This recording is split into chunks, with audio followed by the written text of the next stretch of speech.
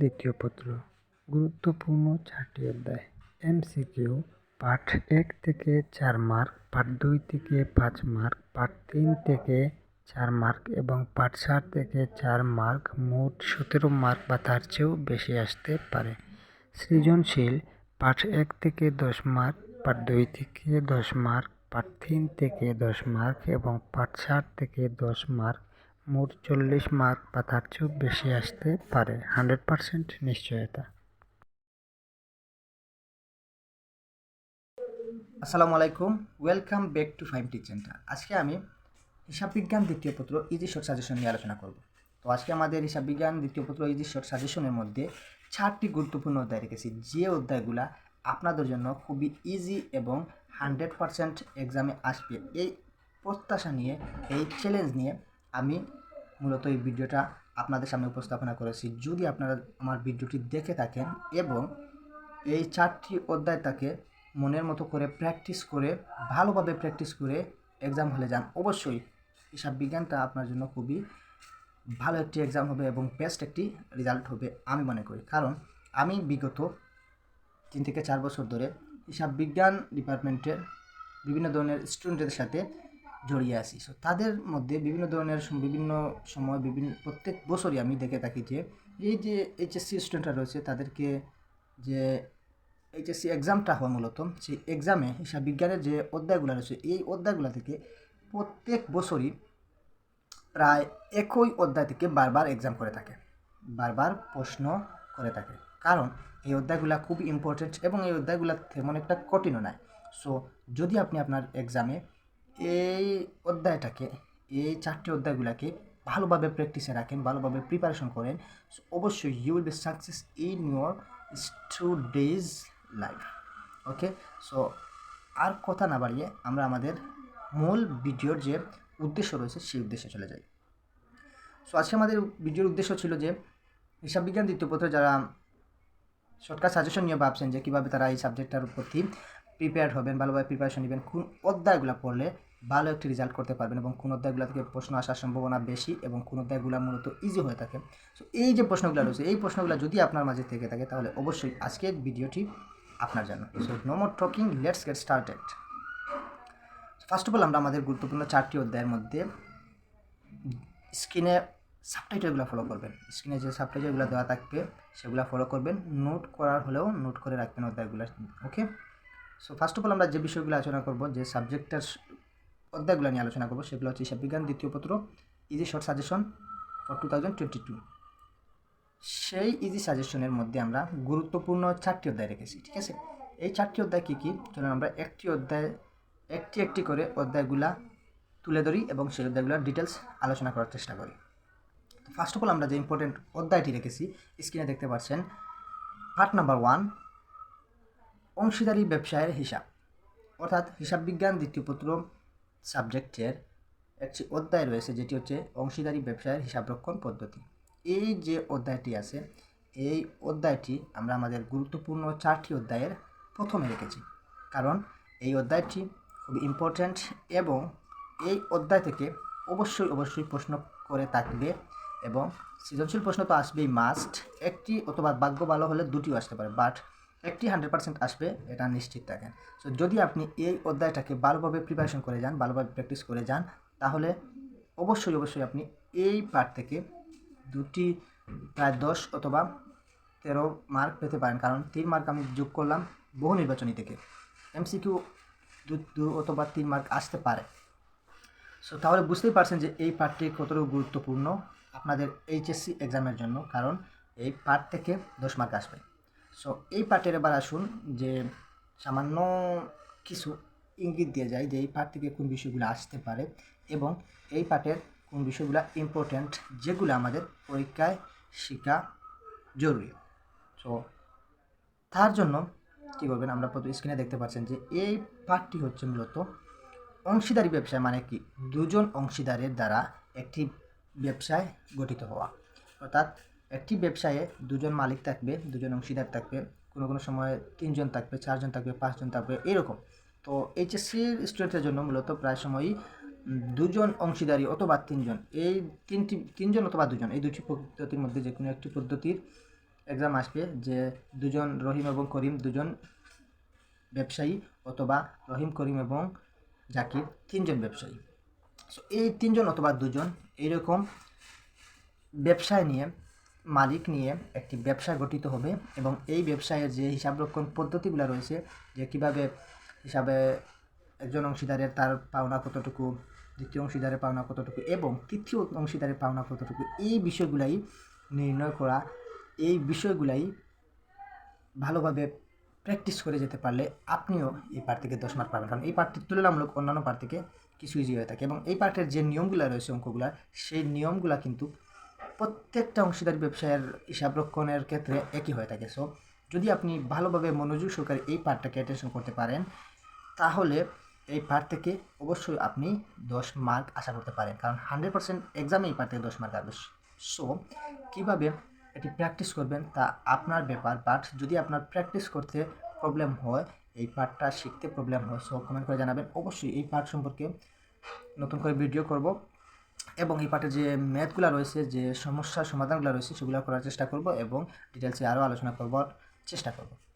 So এগুলা পরের বিষয়।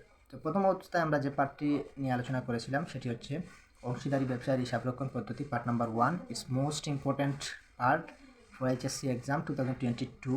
সো এই পার্ট অবশ্যই আপনার প্রিপারেশনে রাখার চেষ্টা করবেন।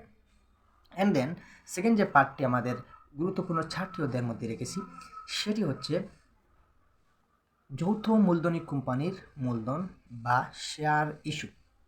অর্থাৎ আমরা এই যৌথ মূলধনী কোম্পানির মূলধন, এই পার্টটাকে মূলত শেয়ার ইস্যু পার্ট নামে চিনে থাকি, শেয়ার ইস্যু অঙ্ক নামে চিনে থাকি। তো আপনারা যারা রিসেন্টলি এইচএসসি এক্সাম দিবেন, তাদের জন্য হিসাব বিজ্ঞান দ্বিতীয় পত্রের যে শেয়ার ইস্যুর পার্টটি রয়েছে, অর্থাৎ যৌথ মূলধনী কোম্পানির মূলধনের যে পার্টটি রয়েছে, এই পার্টটি সমস্ত দ্বিতীয় পত্রের যত পার্ট রয়েছে সেই পার্ট থেকে সবচেয়ে ইজি একটি পার্ট হচ্ছে শেয়ার ইস্যুর এই পার্টটি। সো এবং এই ইজি পার্ট থেকে অবশ্যই 10 মার্ক 100% আসবে, বা তার থেকেও বেশি আসতে পারে। সো যদি আপনি এই পার্টটাকে আপনার প্রিপারেশনে রাখেন এবং ভালোভাবে প্র্যাকটিস করে যান, তাহলে আপনি এই পার্ট থেকে অবশ্যই 10 মার্ক পাবেন, এবং আপনার এক্সামটারও ভালো হবে এবং সুন্দর হবে। ওকে, তো যদি চান যে আপনি আপনার প্রিপারেশনটাকে আরও ভালো এবং মজবুত করতে, শক্ত করতে, তাহলে অবশ্যই আমাদের আজকের যে 4টি গুরুত্বপূর্ণ অধ্যায় রয়েছে, সেই অধ্যায়গুলো গুরুত্ব সহকারে প্র্যাকটিস করবেন, এবং এই অধ্যায় থেকে ভালোভাবে প্র্যাকটিস করে প্রিপারেশন নেওয়ার চেষ্টা করবেন, কারণ এই 4টি অধ্যায় থেকে মাস্ট 4টি প্রশ্ন করে থাকবে। ঠিক আছে, তাহলে আমাদের দ্বিতীয় যে গুরুত্বপূর্ণ অধ্যায়টি ছিল সেটি হচ্ছে হিসাব বিজ্ঞান দ্বিতীয় পত্রের যৌথ মূলধনী কোম্পানির মূলধন বা শেয়ার ইস্যু। ঠিক আছে, তো এই পার্ট থেকে, এই পার্টের গুরুত্বপূর্ণ ইম্পর্টেন্ট টপিকসগুলো কী কী, সেগুলোর মধ্যে আমি সামান্য একটা ইঙ্গিত দিয়ে যাই। পরবর্তীতে আমরা প্রত্যেকটি পার্ট সম্পর্কে আলাদা আলাদা ডিটেলসে আলোচনা করার চেষ্টা করব, এবং একটি একটি করে প্র্যাকটিক্যালি ম্যাথের প্রবলেমগুলোর সমস্যা সমাধান করার চেষ্টা করব। সো এই পার্টগুলো থেকে মূলত জাবেদা আসতে পারে, শেয়ার ইস্যুর পার্টে জাবেদা আসতে পারে, তারপরে আর্থিক বিবরণী আসতে পারে, আর্থিক অবস্থার বিবরণী আসতে পারে, এবং অবলোহকের কমিশন নির্ণয় করা ক নম্বরে আসতে পারে। ক নম্বরে অবলোহকের কমিশন বা তারপরে শর্টকাট কিছু বিষয়গুলো রয়েছে, এগুলো আসতে পারে সহজভাবে, এবং ক এবং ঘ নম্বরে জাবেদা এবং আর্থিক অবস্থার বিবরণীটা, এই দুটি বিষয় 100% আসবে।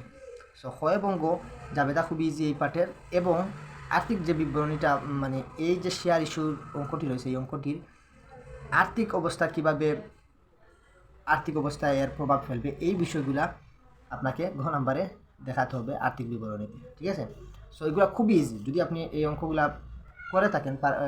এখন তো আপনাদের মোটামুটি এই পার্টগুলো, প্রত্যেক পার্টগুলো এই অঙ্ক করা শেষ। সো আপনারা হয়তো বুঝতে পারছেন যে এই পার্টটি কতটুকু ইজি এবং কতটুকু ইম্পর্ট্যান্ট। সো তার সাথে আমি সামান্যটুকু এড করলাম যে যদি আপনি এই পার্টটি অবহেলা করে থাকেন, তাহলে দয়া করে এই পার্টটি অবহেলা করবেন না, কারণ এই পার্ট থেকে অবশ্যই 10 মার্ক আসবে, এবং এই পার্টের অঙ্কগুলা আমি মনে করি সমস্ত হিসাব বিজ্ঞান দ্বিতীয় পত্রের সাবজেক্টের যত ধরনের অধ্যায় রয়েছে, সব অধ্যায় থেকে এই পার্টটি তুলনামূলক খুবই ইজি একটি পার্ট। ঠিক আছে, অবশ্যই আপনার প্রিপারেশনে এই পার্টটি রাখবেন। তাহলে আমাদের দুটি পার্ট চলে গেল। এবার আসেন আমাদের গুরুত্বপূর্ণ যে 4টি অধ্যায় রয়েছে, সেই 4টি অধ্যায়ের মধ্যে তৃতীয় যে অধ্যায়টি রেখেছি সেটি হচ্ছে ফিফো লিফোর পার্ট। ঠিক আছে। এই যে ফিফো পার্ট, এই পার্টটি আপনারা যারা এইচএসসিতে পড়ছেন তাদের তো প্রত্যেক পার্ট সম্পর্কেই জানার কথা এবং প্রত্যেক পার্ট সম্পর্কিত কিছু না কিছু জ্ঞান থাকার কথা। তারপরেও আমি বলে যাই যে এই যে ফিফো পার্টটি, এটি হিসাব বিজ্ঞানের দ্বিতীয় সহজ একটি পার্ট, খুবই ইজি একটি পার্ট এবং এই পার্ট থেকে 100% 10 মার্ক অবশ্যই আসবে। সো যদি আপনি আপনার প্রিপারেশনে হিসাব বিজ্ঞান দ্বিতীয় পত্রের এই ফিফো পার্টটি রাখেন তাহলে আপনি 100% এই পার্ট থেকে 10 মার্ক পাবেন এবং ভালো একটি এক্সাম আশা করতে পারেন। তাহলে এই পার্টটি সম্পর্কে আলোচনা করার কিছু নেই, এই পার্ট ভালোভাবে প্র্যাকটিস করে যাবেন এবং সুন্দর করে প্র্যাকটিস করে প্রিপারেশনে রাখবেন, তাহলে অবশ্যই আপনার এই পার্ট থেকে 10 মার্ক আসবে এবং ভালো একটি রেজাল্ট করতে পারবেন। তো এরপরে আমরা যে সাবজেক্টটি রেখেছি, যে পার্টটি রেখেছি আমাদের হিসাব বিজ্ঞান দ্বিতীয় পত্রে, সেটি হচ্ছে আর্থিক বিবরণী বিশ্লেষণ। আমরা যারা হিসাব বিজ্ঞান দ্বিতীয় পত্রের পার্ট অধ্যায়টি, এই যে আর্থিক বিবরণী বিশ্লেষণের অধ্যায়টি পড়ে থাকি, তাদের উদ্দেশ্যে বলি যে এই অধ্যায়টি আপনারা সবাই জানেন যে খুব ইজি একটি অধ্যায়, বাট এই অধ্যায়ে কিন্তু কিছু একটা প্রবলেম থাকে, যে প্রবলেমগুলো হচ্ছে একই বিষয়গুলা এই পার্টে থেকে থাকে, যেমন চলতি সম্পদ, চলতি আয়, চলতি দায়, তারপরে কোনগুলা সম্পদ কোনগুলো ডিসাইড করা যায় না, চলতি সম্পদ কোনগুলো ডিসাইড করা যায় না, এই যে সমস্যাগুলো রয়েছে এগুলো একটু প্রবলেম হয়ে থাকে। সেগুলো আপনারা ভালোভাবে মুখস্থ করে রাখবেন এবং বুঝে বুঝে শেখার চেষ্টা করবেন এবং এই পার্টে জাস্ট সূত্র জানলেই এই পার্টটা আপনার জন্য ইজি হয়ে যায়। যেমন ধরেন বিভিন্ন ধরনের সূত্র রয়েছে এই পার্টে, সূত্রর আলোকে আপনি এই পার্টটি থেকে আপনার কোয়েকশনের আনসার করতে পারেন। সো এই যে আর্থিক বিবরণী বিশ্লেষণের যে পার্টটি রয়েছে এটিও মূলত অন্যান্য পার্টের তুলনায় খুবই ইজি একটি পার্ট এবং most important part for accounting second paper.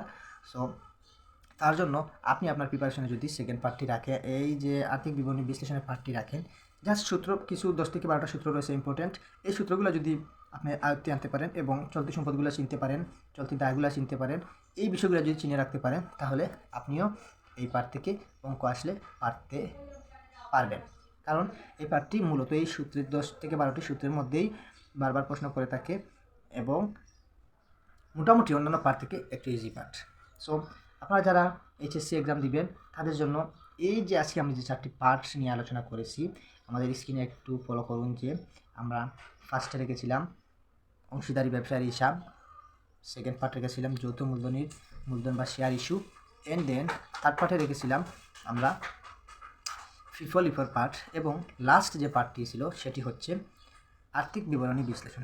এই যে ইম্পর্টেন্ট 4টি পার্ট রয়েছে, এই পার্টগুলো যদি আপনার প্রিপারেশনে ভালোভাবে রাখেন এবং ভালোভাবে প্র্যাকটিস করে যান তাহলে আপনি এই পার্ট থেকে অবশ্যই 55 থেকে 60 মার্ক পাওয়ার দাবি করতে পারেন। কারণ আমি আবারও বলে যাই যে আমি প্রায় 2 থেকে 3 বছর ধরে দেখে আসছি প্রত্যেক এইচএসসি এক্সামে এই পার্টগুলো থেকে প্রায় 50-এর আপ মার্ক এসে থাকে এবং প্রশ্নগুলো করে থাকে। এবং এই যে 4টি পার্ট রয়েছে, এই 4টি পার্ট আমি মূলত সমস্ত হিসাব বিজ্ঞান দ্বিতীয় পত্রে যে পার্টটি রয়েছে, অধ্যায়গুলো রয়েছে, সব অধ্যায় থেকে আলাদা করে চিহ্নিত করে ইজিভাবে উপস্থাপনা করেছি যে এগুলো মূলত অন্যান্য পার্টের তুলনায় ইজি হয়ে থাকে। সো যদি আপনি এই 4টি পার্টকে ভালোভাবে প্রিপারেশনে রাখেন, ভালোভাবে প্র্যাকটিস করে যান, অবশ্যই আপনি 100% এই আপনার পরীক্ষায় ভালো একটি রেজাল্ট আশা করতে পারেন। সো আজকে আমাদের ভিডিও এতটুকুই। যদি আপনি আমাদের ভিডিও কিছু হেল্প পেয়ে থাকেন তাহলে অবশ্যই একটা লাইক দিয়ে জানাবেন এবং পরবর্তীতে সাথে থাকার জন্য প্লিজ দয়া করে সাবস্ক্রাইব করে রাখবেন আমাদের চ্যানেলটি, যাতে এইরকম গুরুত্বপূর্ণ কিছু টপিকস নিয়ে আমরা আলোচনা করতে আসলে, উপস্থাপনা করলে, ভিডিও আপলোড করলে আপনারা যেন চোখের সামনেই পেয়ে যান এবং দেখে কিছু হেল্পফুল হতে পারেন। সো নো মোর টকিং, খুদা হাফিজ, ভালো থাকবেন।